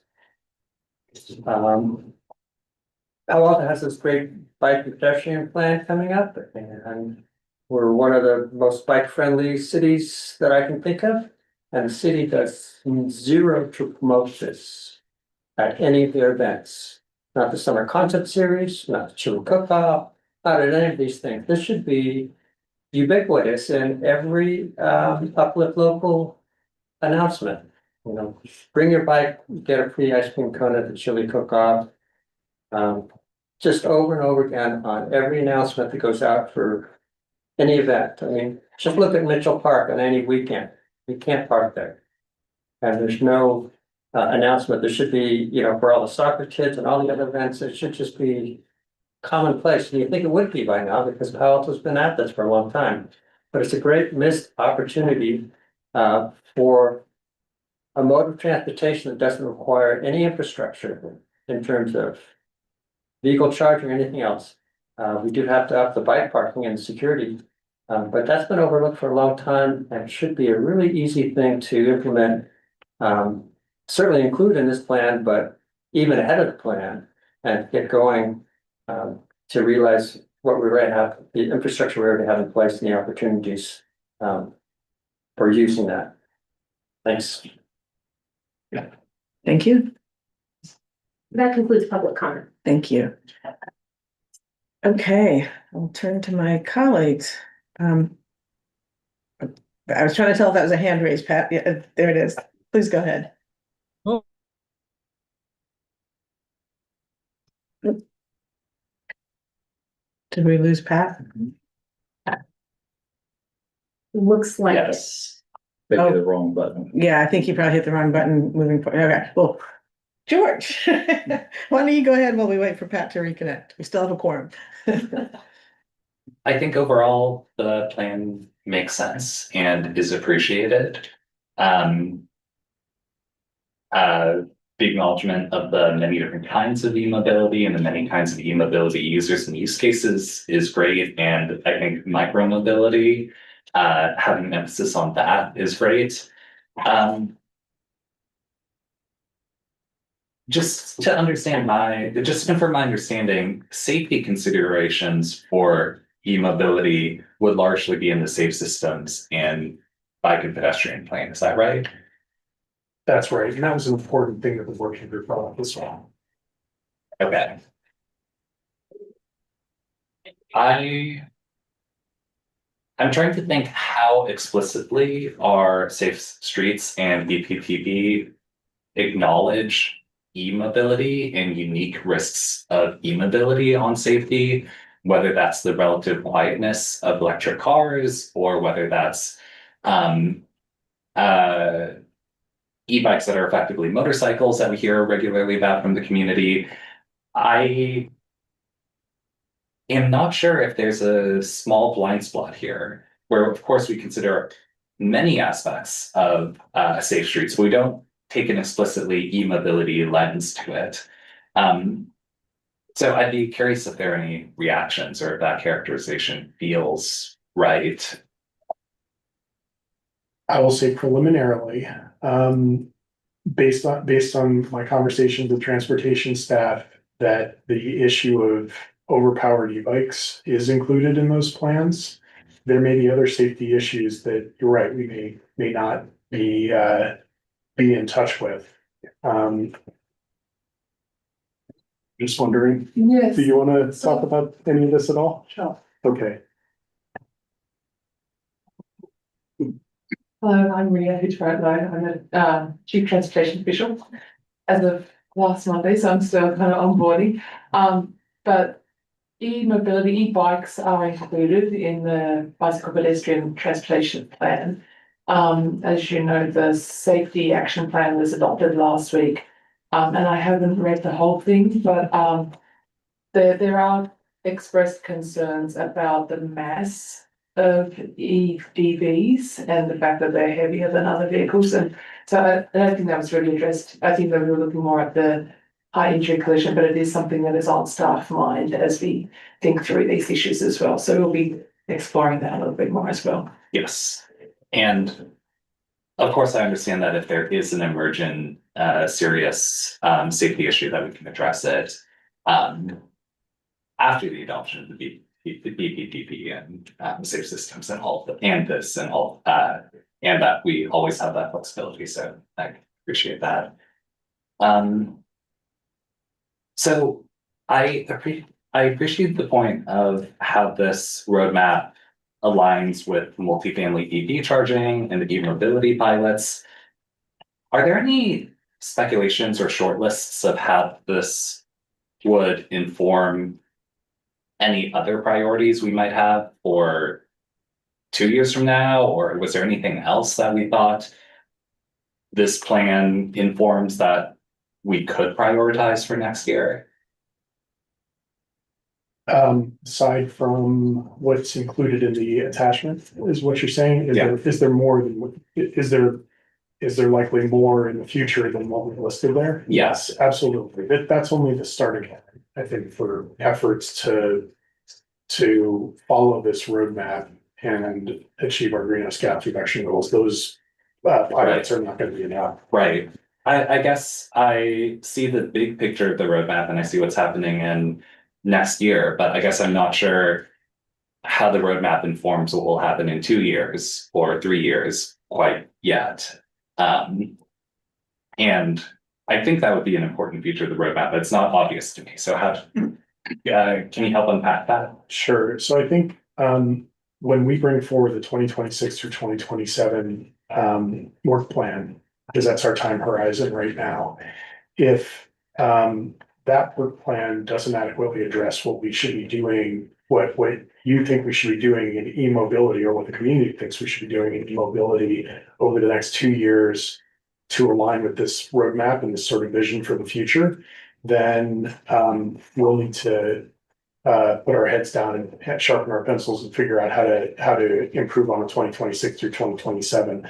For longer term vision, I think the goals and key actions have some very high level vision for that. Yeah. But as far as like detail for years 3, 4, and 5, I think our time horizon is probably 2 years right now. And I would just add to that to say that often as we've developed these work plans, we've had items in there that were maybe early pilot programs to gather information that we're really building towards a future step.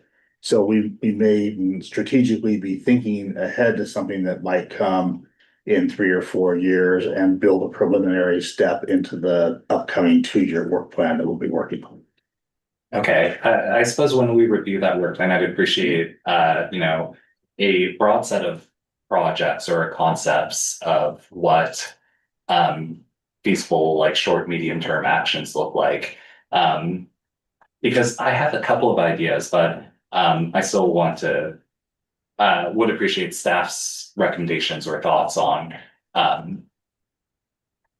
where this roadmap takes us next. For specific projects, for specific initiatives, communications, things like that. If you're able to, so we can be explicit about how the roadmap is taken into account in the 2026 through 2027 work plan. And also if you have areas of focus that you're particularly interested in, or ideas that you're curious whether we're taking into account, we really do welcome you sharing those sooner than later. We can have them in mind as we develop it. Thank you. Okay. Thank you. Pat? Yeah, thanks. John, can you review the input from the SCAP working group on this? The backup slides, I think. Are you looking for the potential red line that we were thinking about? Well, just what their comments were. I don't know how you translated that into anything, but just what the feedback was. Can I just add, I think Jonathan went over that in the presentation. Oh, it was embedded? Okay. But we've also made some red lines to the language in the staff report in the roadmap that we could show you. There's a few places and it very explicitly addresses some of the comments we heard from the working group. Okay, good. Well, I may have missed it, but one area that I had brought up was the function of e-transit, basically electrified trains and buses and the mode shift to transit, um, uh, facilitated in part by last mile things like e-bikes. But that was one area that I think wasn't in there previously. I don't know if that's part of the red line. We actually don't have that as part of the red line. I have to take a look at where this is included, but e-transit is, charging for, medium and heavy duty vehicles, and transit is meant to be part of the plan. And I can look that up. I can look that up while Yeah. we're talking. So I'm the also- charging for it would be one aspect, but Yeah. really the mode shift is another aspect. When you talk about the mode shift, you're not talking about electrification of the transit, you're talking about people using the transit, right? I'm talking about people using electrified transit. Okay. So I think in the spirit of the e-mobility strategic roadmap, the mode shift to transit is something that's I think within the scope of the Office of Transportation and Mobility efforts more broadly. And then the roadmap talks about how we would facilitate electrified transit. And I think the charging is a major component of that. But if there are other components, there are other ways in which electrified transit differs from regular transit that we need to take into account. I think that would be helpful to understand as well. Well, one has to do with making transit hubs stronger. I'd mentioned that the other day. Got it. We already have some momentum in that. But really, that's what helps facilitate train to bus use, bus to train, e-bike to train, etc. And then just on the note on e-bikes and the kind of the downside of the certainly the class 3 and essentially electrified motorcycles. I think that it's mostly outside of this scope, but I think there's a growing sense of urgency to figure out how we rein in excesses that are going on there that are creating safety hazards. I do want to say I think that you mentioned the segment on co-benefits. As we present this to the community, I think we really want to highlight that because that moves people beyond just appreciating the benefits of GHG reductions, but all this myriad of other benefits to parking, traffic, air quality, safety, all those things. And then I was glad to hear that you alluded to shared vehicles, shared cars. This once again goes to what might become a project within both planning and DOT, but I really think we need to have a greater focus on identifying shared vehicle hubs for zip car rentals and not to mention potential electric bike sharing. But as we are moving toward a lot more of our new housing development with reduced parking and being near transit, having the option to, if people are predominantly car free, but not exclusively so, this is really needing to be a component that we don't have in the community that Stanford has at a very strong level, and we don't have for the most part at this time. And so I want to really emphasize that. And then lastly,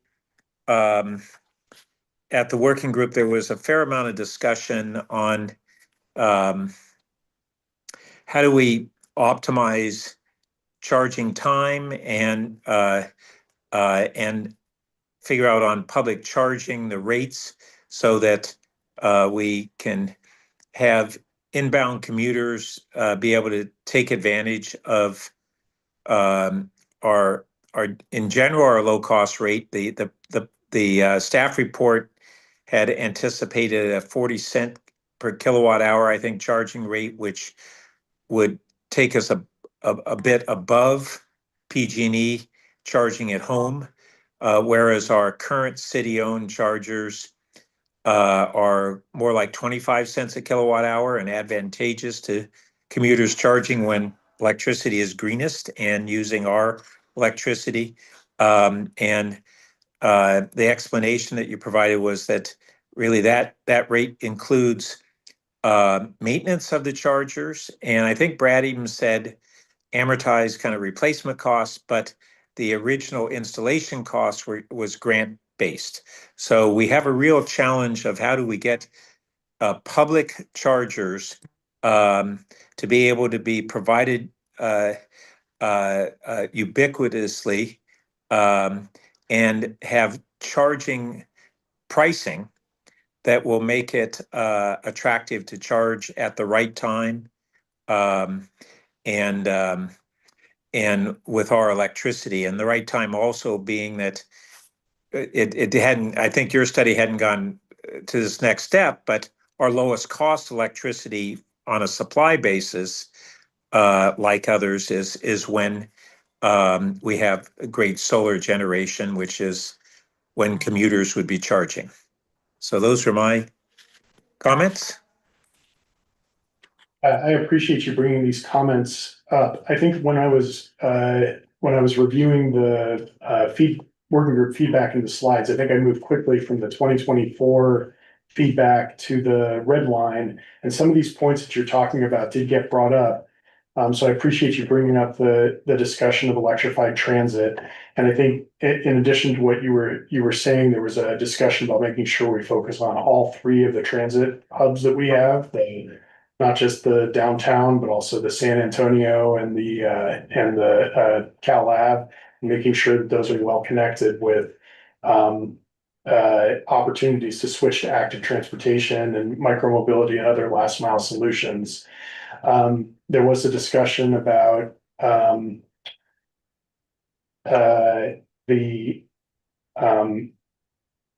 making sure that we can have inbound commuters charge in Palo Alto on attractive rates, and some really good detailed discussion on that. The issues around overpowered e-bikes and e-scooters did come up as well. And then we also just wanted to make sure that as we saw good opportunities for VNT reduction, we wanted to make sure that our ability to measure greenhouse gas reductions from VNT projects did not hold it. If we're unable, just the fact that we might not be able to directly measure the greenhouse gas reductions from those specific projects, or the VNT reductions from those specific projects, doesn't mean we should hold back on doing them, which I think we agreed with as well. Great. So just wanted to make sure those comments all got into the mix as well. Thanks. Okay, I am actually curious and would like to see the red line.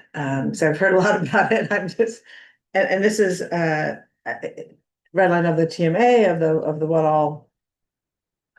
It's a red line of content of the strategic roadmap that we're asking you to recommend approval today. Okay, So that's it is better. important That's what I that wanted. Yes.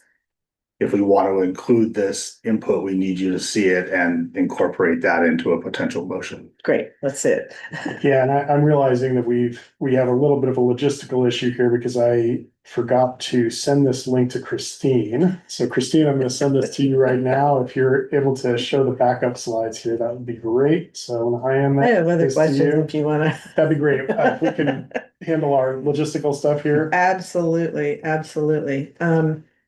I did just want to mention one of your latter points on the when you were talking about the scope of the roadmap, and said that it's that in the e-mobility strategic roadmap there will be a lot of questions around some of the things that are coming up around like bicycle storage, batteries, fires, all of that. That's something that needs to be further explored, but bringing in those kinds of things so that they're not hiccups or hurdles later is terrific.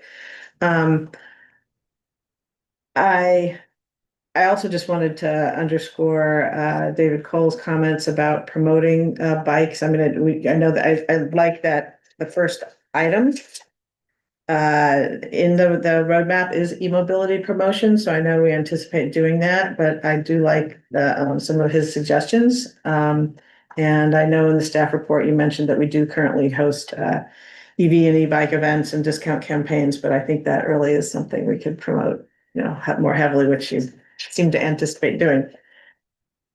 Do we have the link? Okay, let's go to the red line. Loading. Okay. All right, so the first red line you're gonna see once it pops up is for the roadmap strategy 4. And we've added some language in both the title, we're gonna add some in the title, develop small EV infrastructure and programs to address this behavioral dimension. And then in the text itself, describing the strategy, we added an example that focused on using e-bikes and e-scooters to enhance last mile employee commute programs. So having an example that was more short-term and behavioral focused, in addition to the example that is longer term and infrastructure focused. And then in action 3, adding some text about using e-mobility to enhance community VMT reduction efforts, to be really clear that we are trying to include these behavioral programs around e-mobility when we coordinate e-mobility strategies with other active transportation and public transit promotion. So hopefully this addresses what was brought up, the working group well. Yeah, so I actually, one of the comments I was gonna make was about sort of the first and last mile. Because I really, really support that, because I think that is a hindrance in a lot of cases. But what's interesting is I think that we're primarily looking at these, e-bike, e-scooter sharing first mile, last mile opportunities, as you say, for employee commute. So people coming, non-Palo Altans coming into Palo Alto. And is there a way, I can't really figure out how to do it. I guess we use our own and then take them with us. But for Palo Altans who want to get on an e-transit, to do sort of the same, that we can support them in their first and last mile. Yeah, I think this is intended to include not just employee, but also resident. And actually, the example that came up at the working group meeting was employee focused. So I think just sort of instinctively put the employee commute program mentioned in there, but there's no reason we couldn't add resident as well. I would appreciate that, because I think trying to solve that with our own residents is part of the whole culture we want them to adopt. So yes, thank you.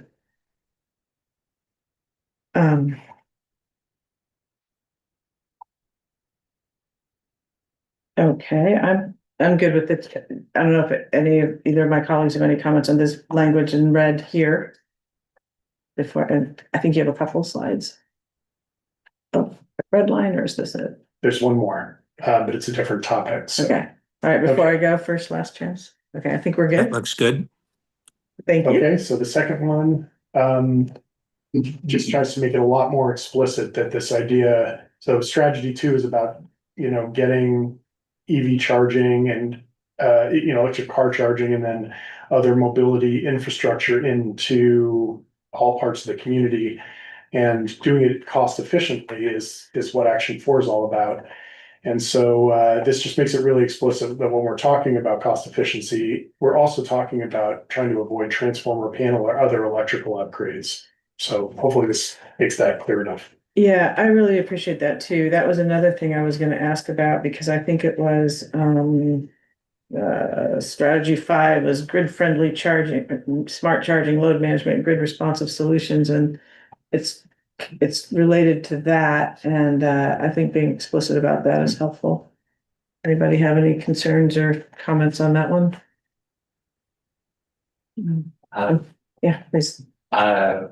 One thing that I hear periodically from the community and that I always welcome work on is spreading out the cost of transformer upgrades. So one homeowner or building doesn't have to pay for their neighborhood.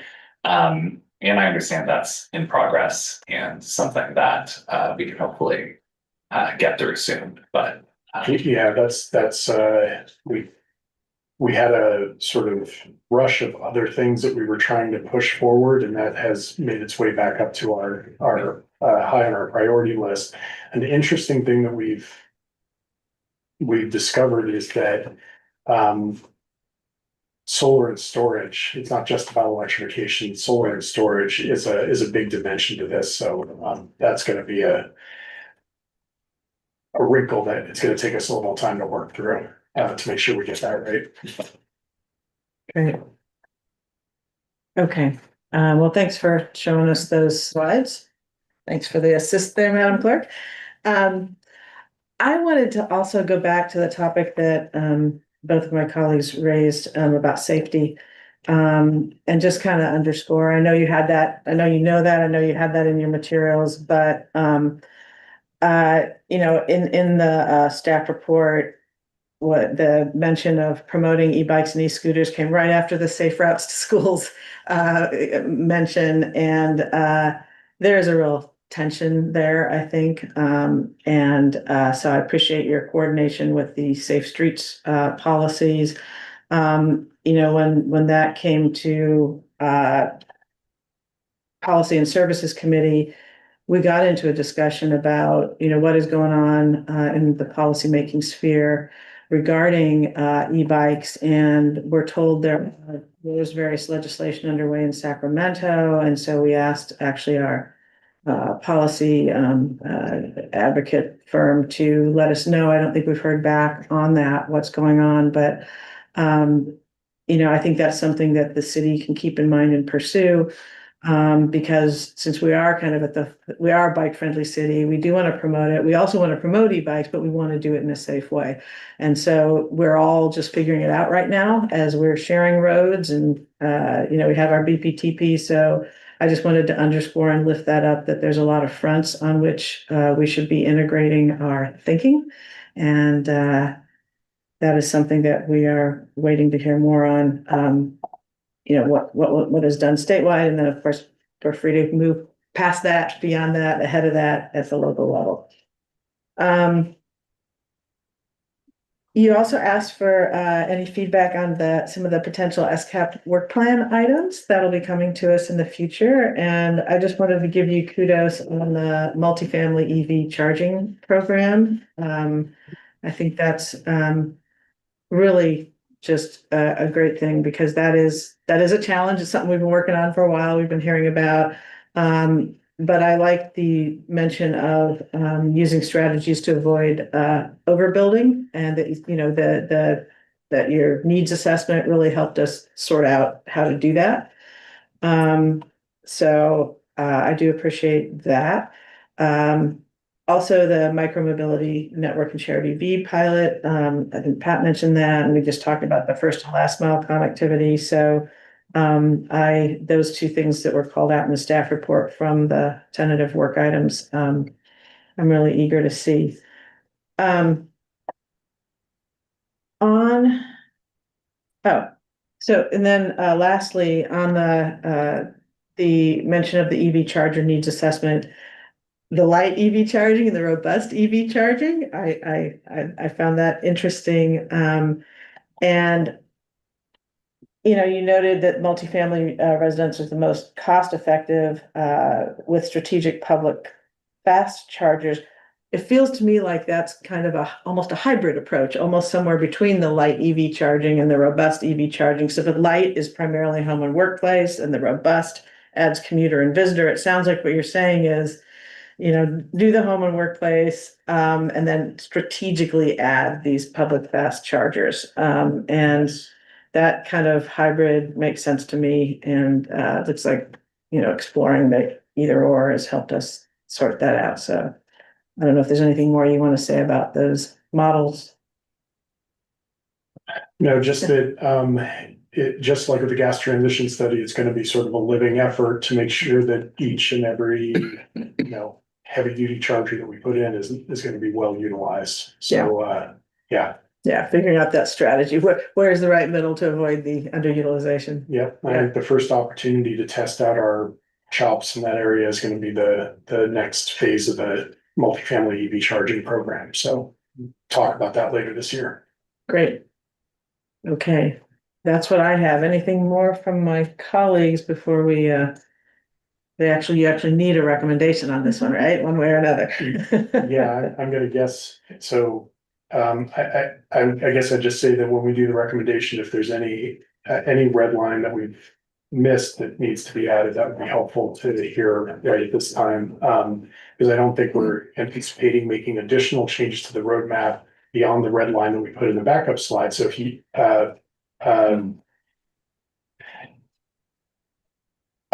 and adding the word residence, thank you.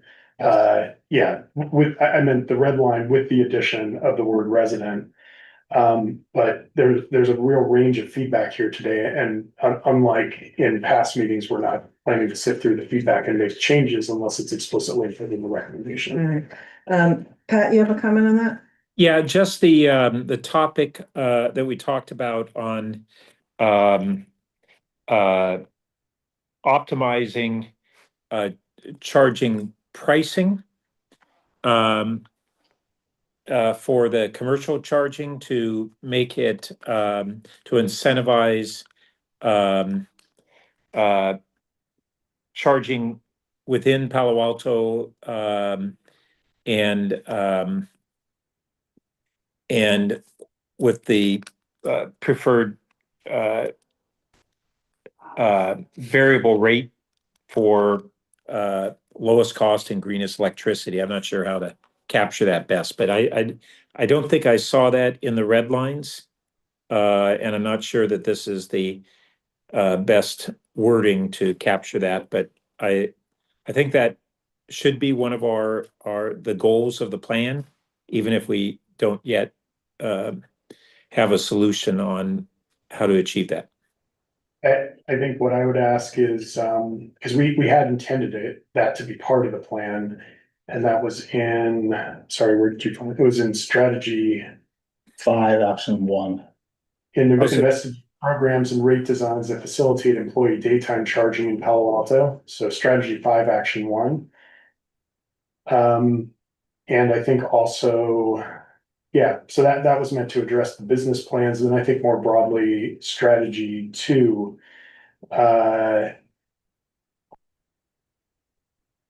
it was more focused on, infrastructure and business models.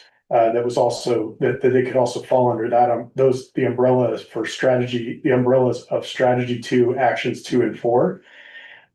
If there's anything that we want to add, any language we want to add to sort of emphasize the points that you're making a little bit more in any of those actions, we're happy to make them more explicit. I don't have explicit language when you cite strategy 1. I think you're right that does largely cover the concern I have. I maybe if there are ways to be clearer on the intent, then I'd be fine with you incorporating that subsequent to the meeting. Okay. The redlining. And then I think, okay, so I think we can take that broad direction to consider whether there's additional, there are ways to make that more explicit. And then with respect to the transit charging, I'm seeing that so we do have promotion of e-mobility to complement public transit in strategy 1, action 2. So I think that goes to the mode shift dimension. But the charging for transit under strategy 2, action 3, there might be some benefit in adding public transit centers to the list of places where we're trying to ease the provision of electric infrastructure to support chargers. So multifamily complexes, major employers, transit centers, and employment centers. That sounds good. And then that'd be great to include that. And then I just realized there's one other topic we discussed at the working group, which is the initiative to decarbonize our air transportation. So all the prospective transformations at the airport that would facilitate the emerging electrified air transit and the related microgrid initiatives that were discussed that would play into that. Councilmember Byrd, I'm not sure how we would capture that in this document, although we discussed it and some of the work that's ongoing. I think it's going to tie in more with the reliability and resiliency strategic plan issues that we'll be discussing, and then more specifically the airport plan when we're able to bring that back. Well, but it is e-mobility.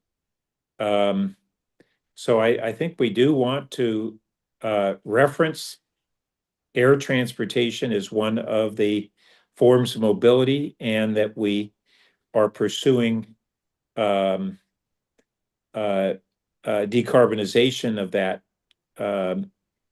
as related to the transformation to electrified or other decarbonized air transportation.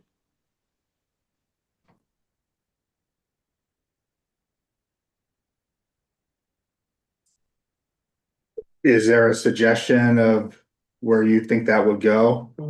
No, and It's my computer lost gas, so I'm looking at my phone, so I can't really identify the appropriate location.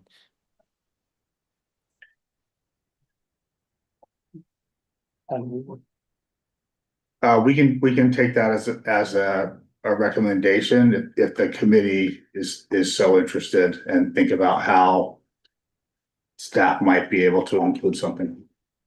I agree that it's e-mobility on its face. It does feel like to me like a different kind of e-mobility that's outside the realm of VMT reduction and electrification of the remaining VMTs. Is there some way we can give a nod to the fact that in terms of like the ground infrastructure that we're happy to that we will be facilitating, promoting, supporting all of that without, acting like we control the actual airways? I mean, I think that's I think that's what he's getting at. And I think it is different, but it's sort of along the same lines of batteries and storage, and then I don't know. Oh, and I didn't understand the e-mobility to be limited to, things related to VMTs and all that. I just had understood it to be the master program to address all of our mobility, and this being one of those forms of mobility. Didn't this start as electric vehicles? And so it's kind of like what our residents use within our city. And now it's, we spread that out to not just the vehicle, like cars, but to scooters and bikes, but it's still our residents sort of on our streets. And e-transit and airplanes kind of go beyond that. But I think we want to support use of the e-planes, I'll call them, and e-transit, but it does feel different that once they go, they're not like. Well, I think that's correct that it did start that way, but it was, I viewed it as starting that way because we had a more limited thinking of what is our mobility and our electrified mobility. And we said, well, we should be looking at e-transit and we should be looking at our air transit. It's really about electrified transportation, mobility in all its forms within the city. We are one of the largest civil aviation airports in the country. So the fact that we didn't think to include it in the initial scope, I don't think is the basis to not include it.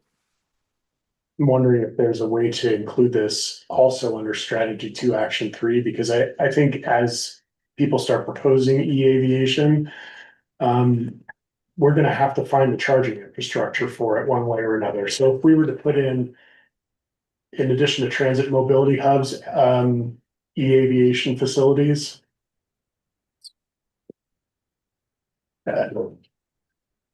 It's too bad we don't have folks from the airport to get me the right language for that, but maybe whatever language the folks from the airport say we should use there.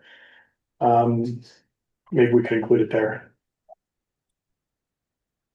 So that was 2, action which? Action 3, strategy Thank 2, you. action 3. Got it. Yeah, I think that's a good step. I would say that in addition to that, this having an intent to really help facilitate in any way we can the transformation of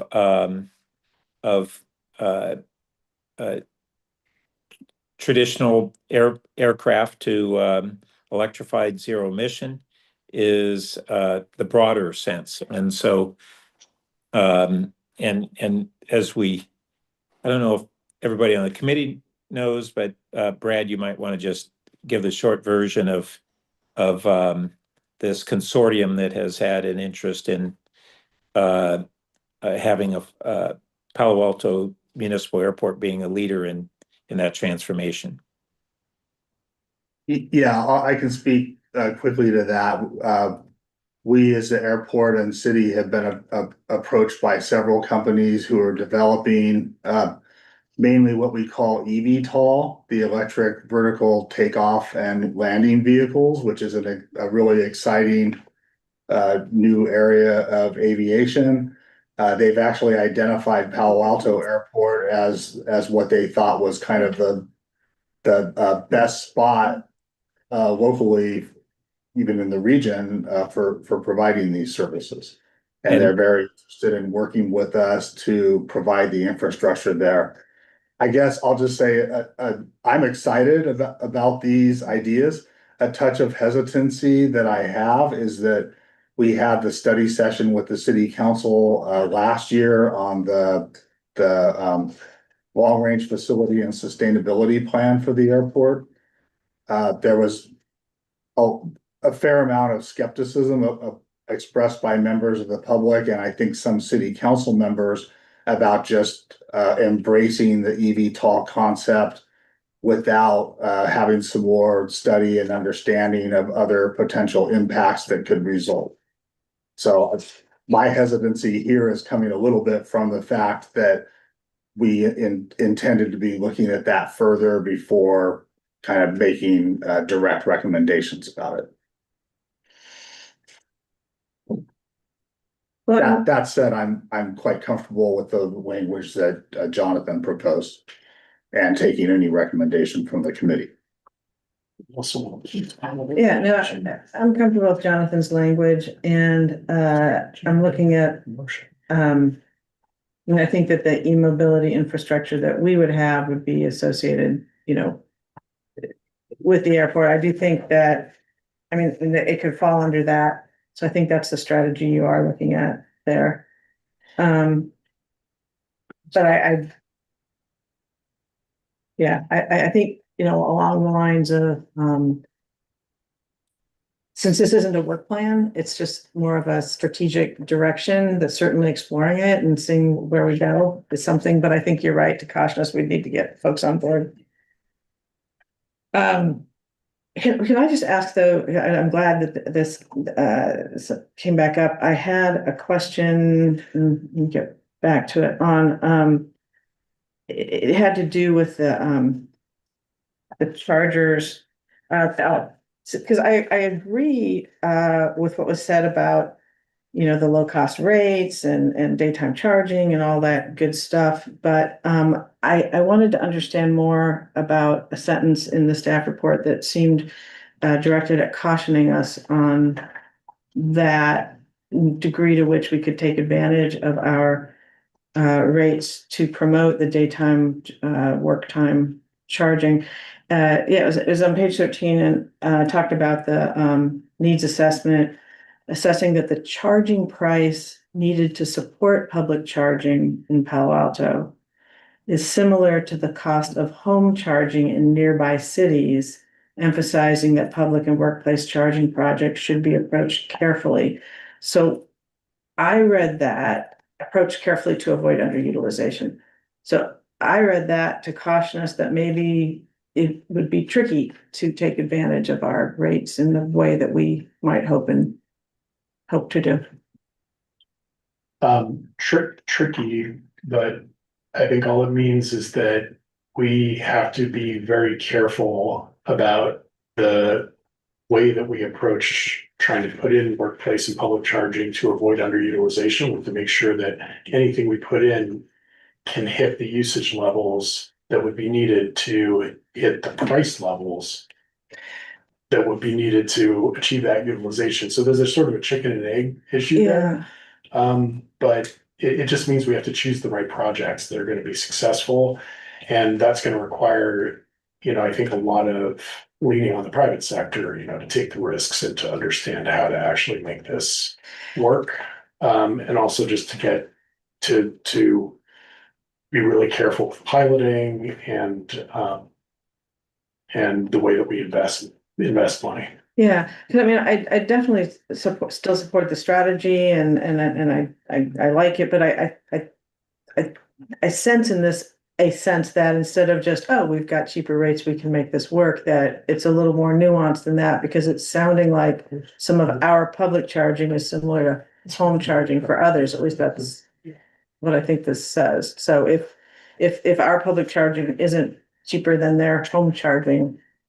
That's Yeah. that's what I alluded to earlier, that is the way the plan had initially described it. And then I went through that our current city-owned chargers, which we have rates at around 25 cents kilowatt hour, which is a fraction of what the privately owned commercial chargers, their pricing structure is for electricity. We currently have incorporating that 25 cents a factor for both maintenance and replacement costs, but not the initial capital. So what I was raising earlier is that we need to further explore how do we have city-owned commercial charging that will be able to have rates that make the program more sustainable, along with what other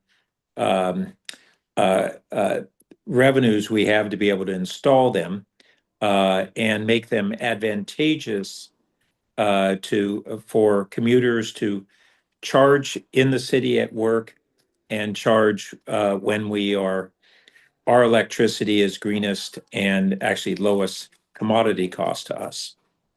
So Yeah, I think we should be having that as a goal that we're attempting to pursue, and then we'll figure out whether we can achieve that. yeah, I agree with you, and I'm happy to have it in here. And I heard you run through that, and that's why I was confused, because it in terms of this, what it says here in the staff report, it seems like there's a tension there. There is. That's what I was alluding to. Can I speak to it just a little? Please, bit? because I feel like I read one thing and heard Yeah. another from Pat, and I'm trying to, So the EV charger needs assessment said, what if we want to make Palo Alto a charging hub, and said, okay, well, here are the number of chargers you need to really be able to do a significant amount of commuter charging. And it picked a level and came out with 40 cents a kilowatt hour. That may imply that that's an average number. That may imply that there are some better projects and some worse projects, and maybe the level of commuter hub that they analyze is maybe a little bit more ambitious than we need to be focused I see. on. But it means that the business plan still, because it's so close, that there are probably a lot of places where the business plan is successful. Okay, and that's what I was trying to get at, that we have to be thoughtful, maybe tricky isn't the right word, but to get at those that serve the purposes we want. And Pat has listed out some of the factors that we have to address and promote to help us get there. So, okay. And But just as a, at the end of the day, I support the language. Yes. oh, just as a minor aside, at the working group meeting, we also talked about the fact that there's low carbon fuel standard revenues that are a minor amount that also come from every kilowatt hour of electricity we sell Right. from an EV charger. Okay, good. And we talked about that the city receives two forms of general fund revenue when we sell electricity.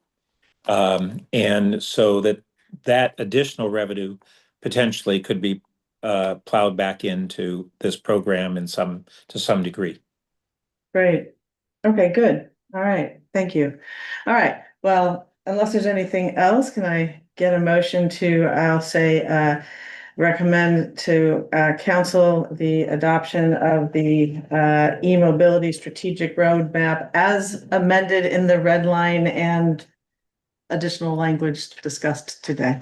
Can we take a look at the language Yes, up on the please. screen and see if we feel If good you got about that? I might modify bullet 3 to just say something along the lines of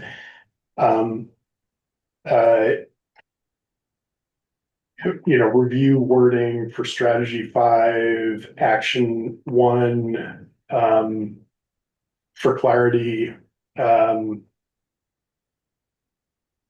maybe leave it at that. There might be better language there. That was for bullet 3? That was for bullet 3, yeah. Yeah.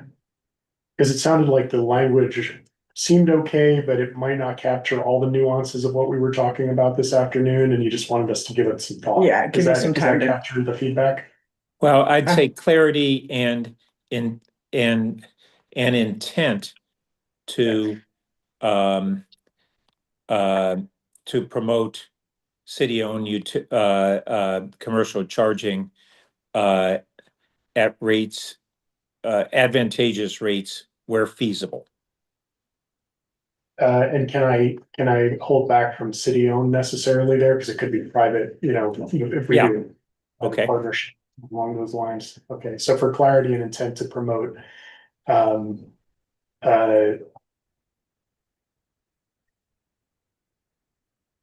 promote EV charging for commuters and visitors where feasible. Yeah, at rates that are advantageous. Yeah. At competitive rates. Yeah. No, that's Well, we don't want to just be competitive. We want it where, if possible, we want to be advantageous. I withdraw it. Yeah. Want to exclude residents from this? What about multifamily? I mean, this is specifically just like. It feels weird to exclude residents. Yeah, I don't know if you're, I think you're onto something there. I would just strike commuters and visitors as being overly specific and imply that we don't care about that.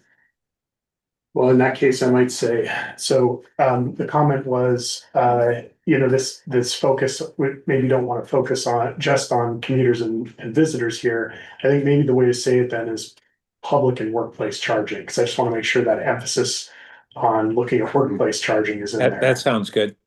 Public charging can address visitors and multifamily. Does that get? I like that Okay. solution. Yeah. Good. Yeah. Okay, well, with that, anybody want to move this? Not gonna repeat it. Yeah, so moved. Thank you. I'll second it. Great. Would you please call the roll if there's nothing further? Chair Baker, Yes. Councilmember Lou, Yes. Councilmember Burt, Yes. motion carries. Great. Well, thanks for all the work on this. This is exciting, and it was nice to have reason to have our new transportation director here. welcome, Ms. Hudabarat Lowe. Thank you. And I think with that, we'll move to future meetings and agendas, but I do want to just say at the top, when I mentioned the Youth Climate Summit, I did not have the date. It is Saturday, August 9th. So right when we come back, that first weekend or second weekend, that's when that's happening. So future meetings and agendas. Brad, do you have anything you want to say about that? Well, just to say that the committee's next meeting will be August 22nd, so all the way towards the end of the summer after the break. And we'll plan to have brought this e-mobility roadmap to the city council before that meeting. Great. And do you want to say anything about the topics we might address at that meeting yet? Or are you still?